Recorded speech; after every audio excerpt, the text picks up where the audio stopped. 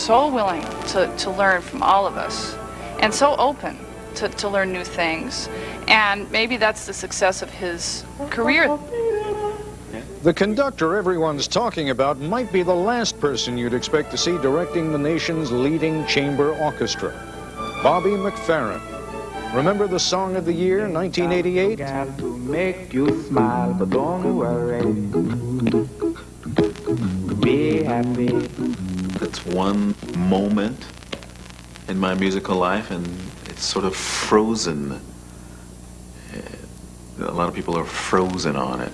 But not McFerrin. No one, he says, should be surprised by his shift to classical music. It's a full circle. It sort of comes from my mother and my father. Robert McFerrin Sr. was the first African-American to sign a regular season contract with Metropolitan Opera. And so I started conducting at 40. And one reason was because, you know, there was all this glorious classical music out there that I wanted to play with. And that's exactly what McFerrin does with classical music. He plays.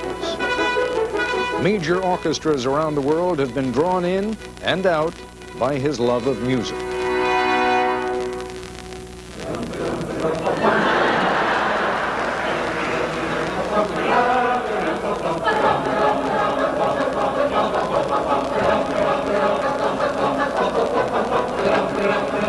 We had to sing the overture to William Tell Overture. For us it was a lot of fun because we had never done anything like this before. And he doesn't just play with the performers.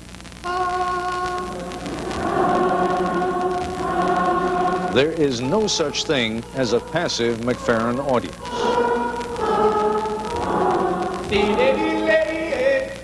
It's fun. I wish I could have so much fun in my job.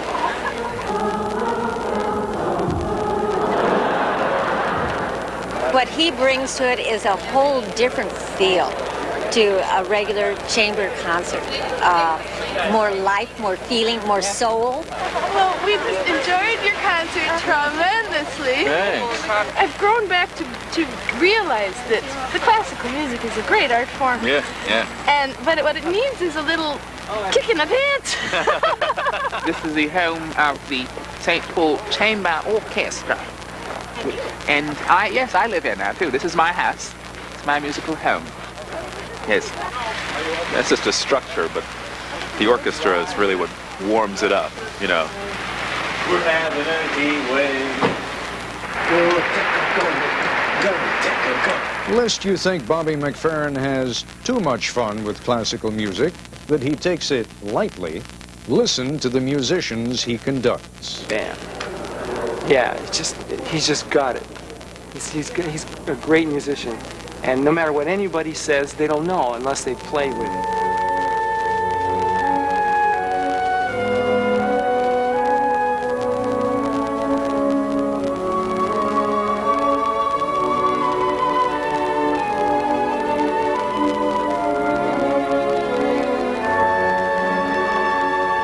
First time that we performed with him, a couple of people who seemed to me a little unlikely in the orchestra came off stage and said that was a real spiritual experience.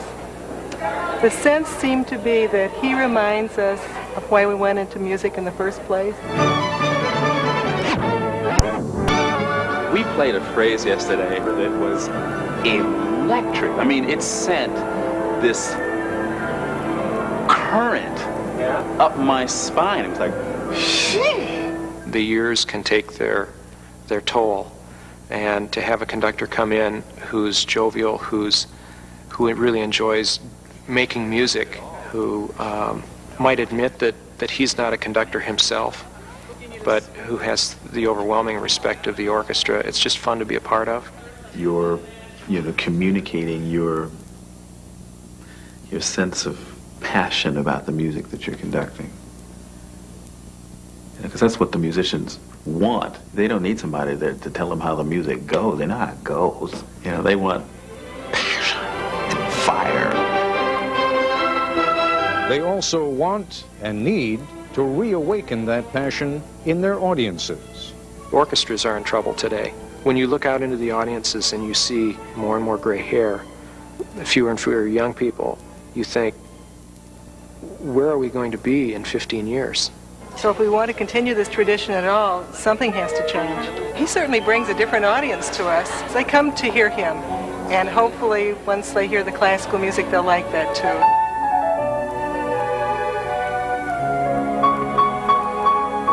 Now, if you listen to only one kind of music, it's almost like prejudice. I never really think of myself as a classical musician or a jazz musician or a pop musician. And in a way, I'm like a facilitator. You know, all of that stuff that I have inside me is with me whenever I'm conducting Beethoven or Bach or Mozart. And so I'm simply bringing myself to an orchestra.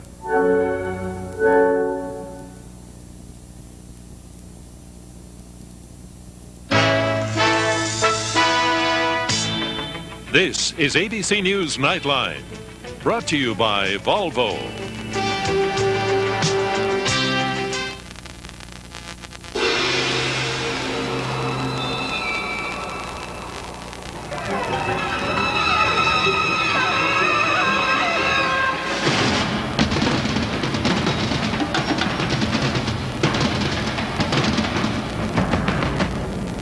After years of building cages, we're about to let the animal out. Introducing the 850R from Volvo.